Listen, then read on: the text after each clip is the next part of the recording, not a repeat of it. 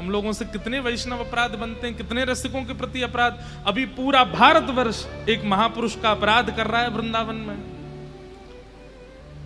उनकी वाणी सब सुनते हैं, उनकी वाणी से कितने लोग जीवन बदलते हैं, लेकिन एक बात का अनर्गल अर्थ निकाल करके सब अपराध कर रहे हैं। लग रहा था कि लोगों में भक्ति बढ़ रही है, लोगों में प्रेम बढ़ रहा है, लोगों में भाव बढ़ रहा है, लेकिन अब सब खत्म होगा। क्यों? क्योंकि एक रसिक का आप अपराध कर रहे हो, आप अपमान कर रहे हो। श्री जी क्षमा नहीं करेंगे।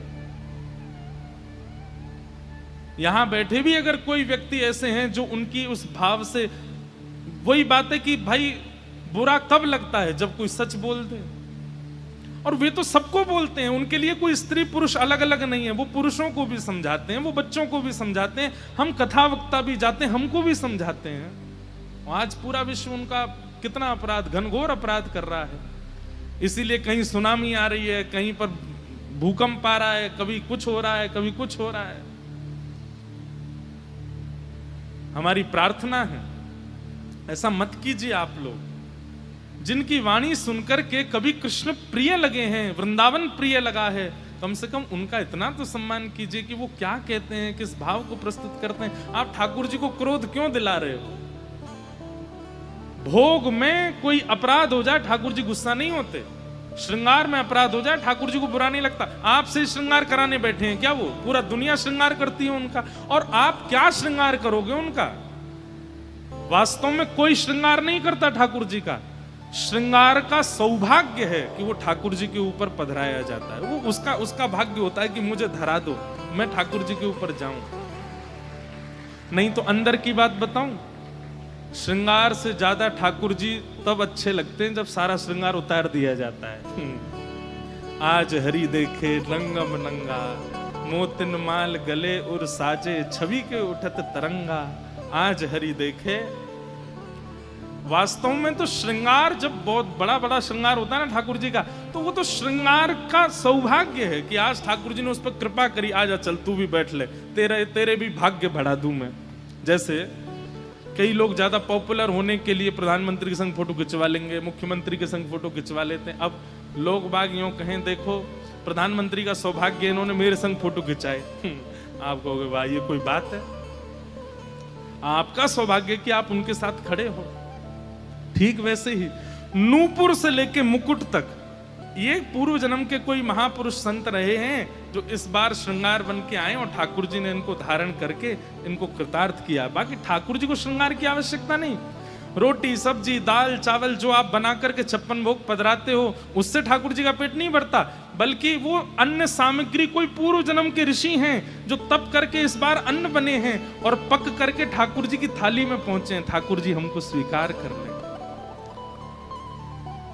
ठाकुर जी को आवश्यकता, इनसे ठाकुर जी को बुरा नहीं लगता है कि आपने भोग अच्छे से नहीं लगाया, श्रृंगार अच्छे से नहीं किया, आरती नहीं करी, दीपक नहीं जलाया। इन सब से कभी ठाकुर जी नाराज नहीं होते। ठाकुर जी को दुखी करने का एक ही कारण है और वो है भक्त अपराध, वैष्णव अपराध। और भक्त अपराध वैष्णव अपराध से बचने का एक ही उपाय है। जब जब कोई आपके सामने रसिक आ जाए, चाहे परिचित है चाहे अपरिचित है, पर उसकी वेशभूषा से पता चल जाए कि रसिक है, तुरंत सिर झुका के क्षमा मांगो। और कम से कम प्रत्येक दिन 10 से लेकर के 100 वैष्णवों तक से जितना ज्यादा हो सके सबको प्रणाम करो और क्षमा मांगो कि हमें क्षमा कर देना, हमसे अपराध हो गया। आप कहोगे, पूछेंगे कब हुआ अपराध? बोले हुआ तो कुछ नहीं है, लेकिन महाराज जी बोल गए इसलिए मांग रहे हैं हम। ऐसा मत करना, अपराध सबसे होता है, इसलिए सबसे क्षमा मांगो, हमें क्षमा कर दीजिए, हमें क्षमा कर दीजिए। जितने रसिकों से वैष्णवों से आप क्षमा याचना कर लेंगे उतनी जल्दी अपराध मुक्त होंगे, ठाकुर जी उतने प्रसन्न रहेंगे। बस उनके रसिकन को खुश रखो। तो आप जो ये कह रहे हैं कि क्या संत और गुरु कृपा भगवत दर्शन के लिए जरूरी है, ये प्रश्न नहीं है, ये उत्तर है। ठाकुर जी को धराधाम पर आने के लिए कोई आवश्यकता नहीं है। कितनी बार ठाकुर जी कहते हैं, भगवान स्वयं राम कहते हैं कि मैं जितनी देर में लक्ष्मण पलक झपकता है ना, इतनी देर में असंख्य रावणों का वध कर सकता हूं बैठे बैठे। लेकिन ये पूरी लीला करने का अभिप्राय क्या है? बोले रावण का वध तो मैं बैठे बैठे कर सकता हूं, पर सबरी की इच्छा बैठे बैठे पूरी नहीं होगी।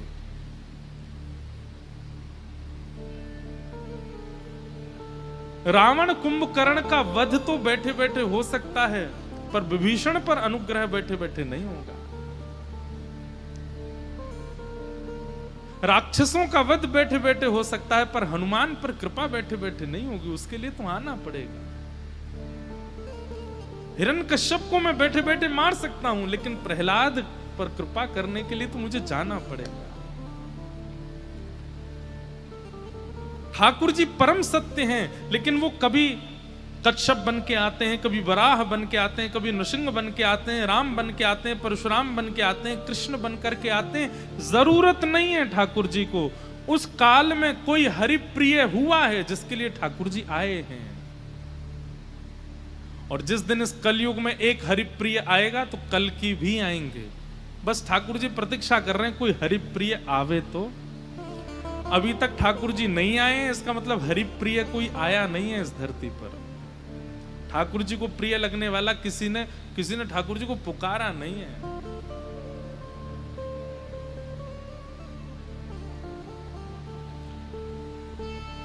ऐसे परम सत्य परमात्मा जो पृथ्वी जल अग्नि वायु आकाश को भी अपने वश में रखते हैं, जिनको जन्म लेने की आवश्यकता नहीं है, जिनकी कभी मृत्यु नहीं होती है, वो परम सत्य हैं। लेकिन एक किसी परम वैष्णव की इच्छा की पूर्ति के लिए अवतार धारण करके आते हैं, अनुग्रह करते हैं, कृपा करते हैं। ऐसे परम सत्य परमात्मा को हम प्रणाम करते हैं। सत्यम परम धीमहि। सत्य ठाकुर जी को संबोधित किया जाता है, उस समय हमको ये बात मन से समझनी है कि इनको कोई आवश्यकता नहीं है, पर सारी आवश्यकताएं प्रकट करते हैं केवल हमारे सुख के लिए। आप लोग अपने घर की सेवा में ठाकुर जी का बिस्तर इसलिए मत बनवाया करो कि ठाकुर जी उस पर सोएंगे तो उनको आराम मिलेगा। हाँ, ये सूक्ष्म भावना तो होनी ही चाहिए, पर ठाकुर जी उस पर पौड़ते अपने सुख के लिए नहीं है। आपको ठाकुर जी को सुलाने में आपको सुख मिलेगा, इसलिए ठाकुर जी सोते हैं, उनको आवश्यकता नहीं।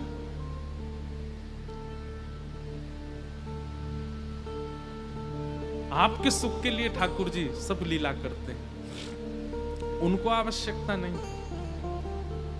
ऐसे परम सत्य को हम बारंबार प्रणाम करते हैं। भागवत जी के द्वितीय श्लोक में 4 बातें बताई गई हैं कि धर्म प्रोजित कैतमोत्र परमो निर्मत्सराणां सताम्।